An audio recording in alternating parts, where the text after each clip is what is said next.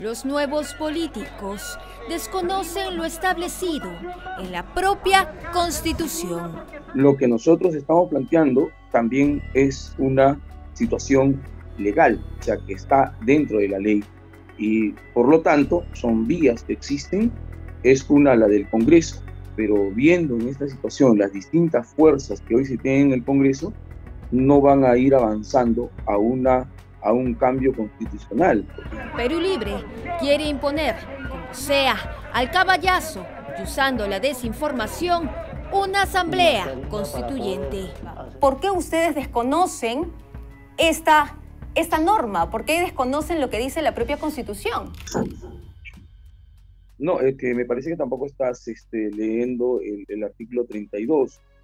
Si bien es cierto, la Constitución te va planteando dos vías, ¿no? El proyecto el cual tú estás planteando, se da ese mecanismo, y también hay otro mecanismo que es el artículo 32, que va permitiendo a través del referéndum, es que se puede llegar también a este objetivo, que es cambiar la Constitución. El último sondeo del 21 de junio, la encuestadora Datum, revela que la Asamblea Constituyente no es una prioridad para los peruanos. Un 77% se opone al cambio total de la Constitución política. Sin embargo, Perú Libre insiste en sus pretensiones. Existen vías para poder señalar cómo es que se plantea una nueva Constitución.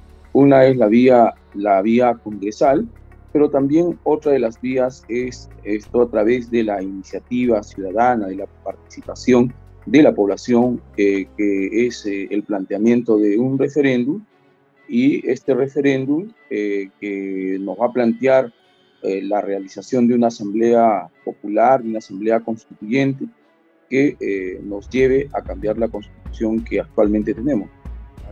Pero ante las inexactitudes del congresista Quito, mejor que la misma Constitución se lo aclare. Si lo que se pretende es llevar a cabo una reforma total de la Constitución, acudimos al artículo 32. El artículo 32 nos indica que el Congreso puede elaborar y aprobar un proyecto de texto constitucional, pero está obligado, en concordancia con el artículo 206, a que ese texto deba ser sometido a un referéndum confirmatorio por parte de la ciudadanía. Ahora, si la iniciativa de una reforma parcial o total de la Constitución no proviniese de los congresistas, que son la expresión de una democracia representativa, sino que pretendiere venir de la propia ciudadanía, lo que se llama la democracia participativa, las personas interesadas en una reforma parcial o total deberán inicialmente recolectar un número de firmas no menor al 0.3% del padrón electoral, que se ha calculado está entre 75.000 o 76.000 ciudadanos.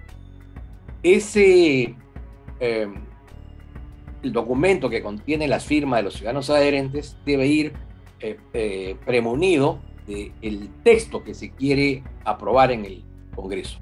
Y si no se aprueba, ¿cuál es la segunda vía?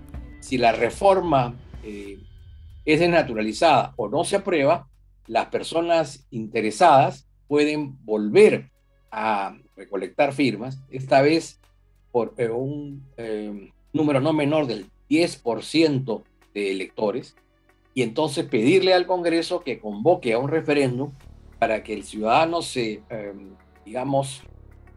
decida si está de acuerdo con la decisión adoptada por el Congreso o si está de acuerdo con la propuesta que han formulado los ciudadanos, ¿no? Si triunfara esta segunda tesis, la reforma entonces queda planteada en los términos que los ciudadanos inicialmente plantearon. Ese mismo modelo que yo acabo de plantearles se da si se planteara una reforma total. Eso es lo que establece la Constitución. Y ese es el camino al que todos los peruanos estamos obligados a seguir. No hay otro camino. Todo proyecto de ley debe pasar directamente por el Congreso de la República. Entonces, Si la ley es tan clara, ¿por qué continúan insistiendo?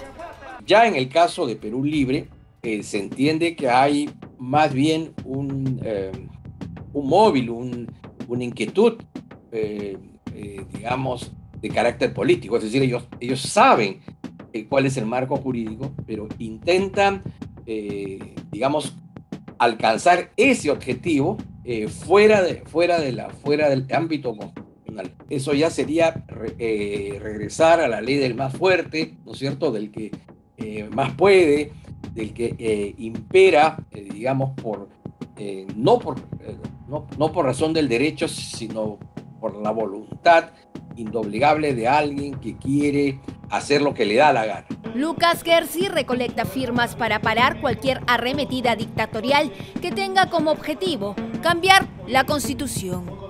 Nuestra campaña de recolección de firmas a nivel nacional continúa. Nosotros probablemente ya hemos conseguido más de 1 millón de firmas a nivel nacional, pero seguimos recabando más firmas y hay gran entusiasmo de las personas que están siendo voluntarios, que lo están apoyando, que están recabando firmas en Lima y en los diferentes distritos y regiones de todo el Perú. Entonces, la campaña continúa.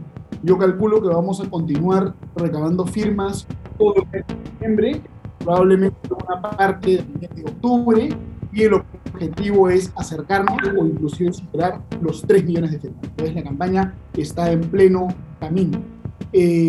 Yo también he estado visitando diversas regiones del país.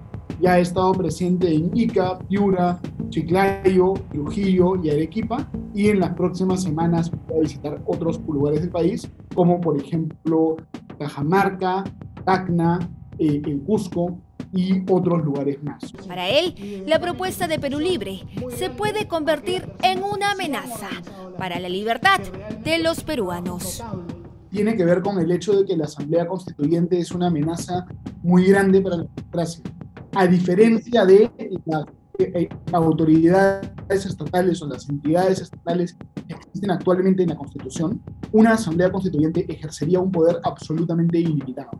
La Asamblea Constituyente puede hacer cualquier cosa y no puede ser controlada por nadie. ¿Podría la Asamblea Constituyente suprimir derechos fundamentales o desnaturalizar derechos fundamentales como la libertad de prensa, la libertad de empresa, la libertad de expresión? Y nadie podría corregirla. ¿Podría una Asamblea Constituyente menoscabar la democracia dañando la separación de poderes? O, por ejemplo, eliminando los límites a la reelección presidencial, y nadie la puede corregir. Básicamente, quien pide Asamblea Constituyente pide poder absoluto, y el poder absoluto se corrompe absolutamente. El partido del gobierno aceleró el paso con la recolección de firmas hace una semana.